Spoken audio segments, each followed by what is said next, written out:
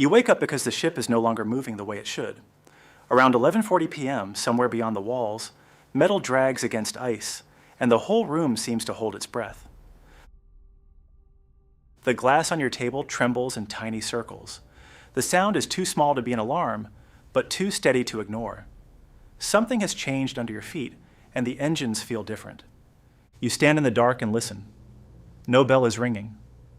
No one is explaining anything.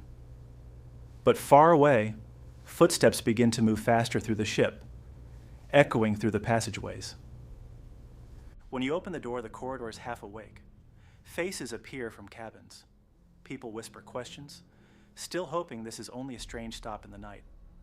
Nothing more. Then the shadows run. Crewmen pass at the end of the hall. Not shouting, not panicking, but moving with a purpose that makes your stomach tighten. A steward tells everyone to stay calm. His voice is level, almost practiced, but his eyes keep turning toward the stairwell, and that tells you more than his words. Passengers gather in coats over nightclothes.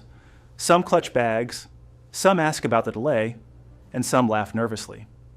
You say nothing because the floor still feels wrong. Then you hear it, a faint rush below the music of voices. Not steam, not machinery. Water. The sound rises from somewhere under the warm wooden corridor. You move toward the stairs while others stay behind.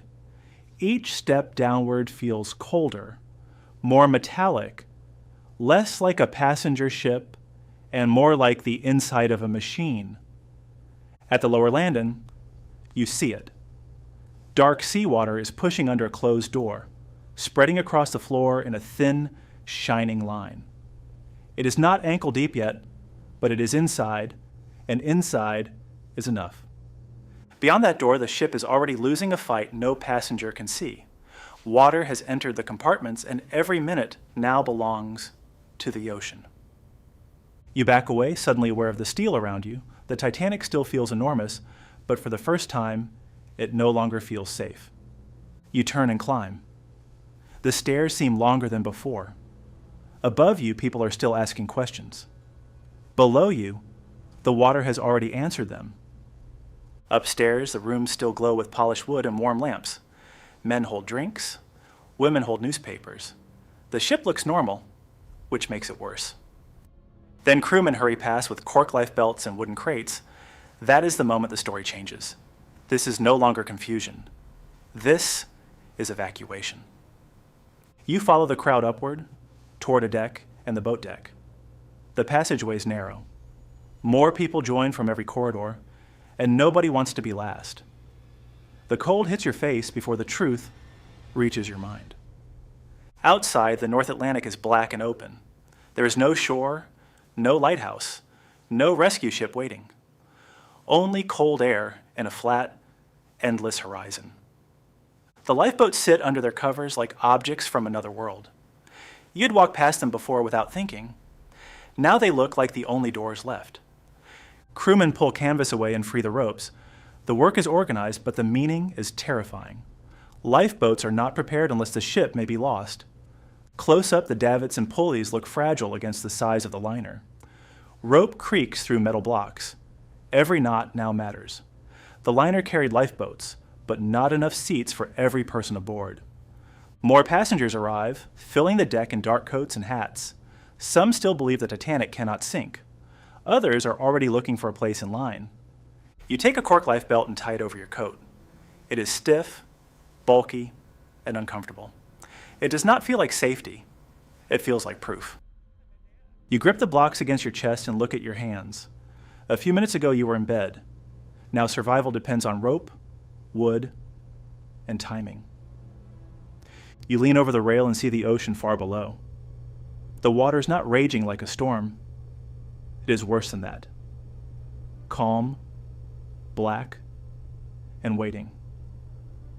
The first lifeboat starts down the side. You expect it to be packed, but there are empty spaces between the passengers. People on deck stare in disbelief. No one has the full picture yet, and that confusion costs lives. Another boat drops away with rooms still inside. The distance between the rail and the boat becomes a lesson. chances can disappear before anyone understands their value. The crowd thickens. Shoulders press into shoulders. You try to move, but every path closes with another frightened family, another officer, another rope barrier. An officer raises his arm and orders people back.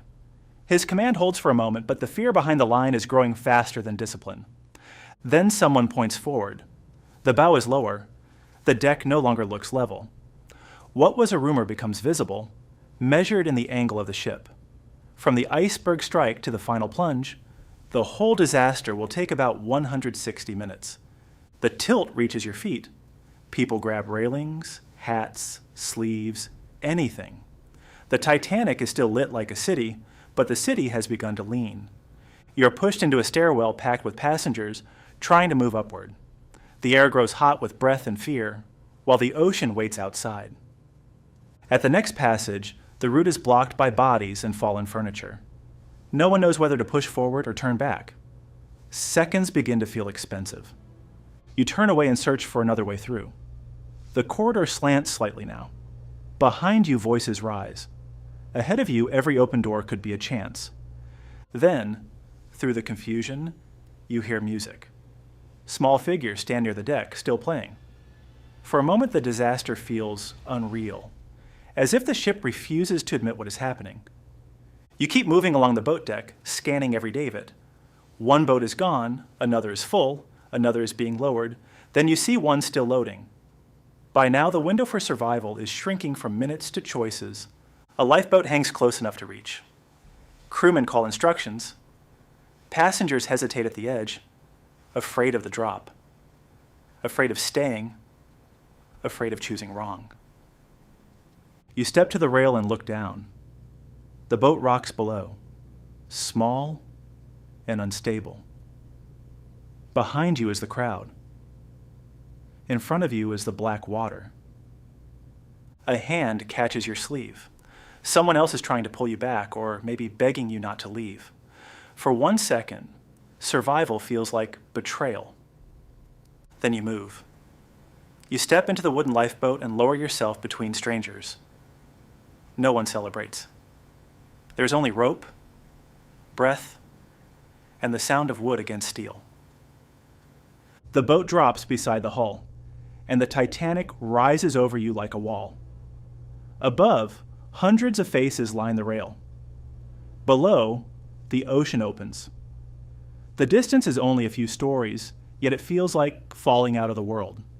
From inside the boat, the ship looks impossible. So many lights, so many decks, so many people still aboard. You understand that escape is not the same as rescue. The boat touches the water, and the oars dip in. Each pull takes you farther from the ship, but not farther from what is happening. You row into darkness while the Titanic remains bright behind you.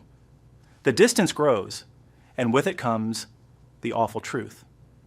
You may survive by watching others die. From farther away, the whole ship is visible, angled against the stars. The bow is disappearing. The stern is lifting. The night has become a witness. It is close to 2:20 a.m., and the ship that seemed permanent is entering its final minutes. The stern climbs higher, enormous and silent. People in the boat stop rowing and stare. The shape of the ship is no longer familiar. It is becoming a shadow. For a final stretch, the lights still burn. They reflect on the water in broken gold lines. Then the great liner hangs between life and darkness. The lights go out. Not slowly, not gently. One moment, the Titanic is a glowing city. The next, it is a black shape against the stars. After the ship disappears, the ocean does not become quiet. The lifeboat sits among dark water, distant cries, and the unbearable knowledge that help is hours away. The worst part is knowing the lifeboat cannot hold everyone you can hear. You wait through the cold before dawn. No one has words left. The lifebelt digs into your shoulders. Survival feels less like victory than an accident. The sky begins to pale, but the cold does not loosen its grip. At first light, a ship appears on the horizon, Carpathia. By morning, about 706 people will be rescued. More than 1,500 will not. You survived, but only because time, luck, and one wooden boat let you leave before the Titanic was gone.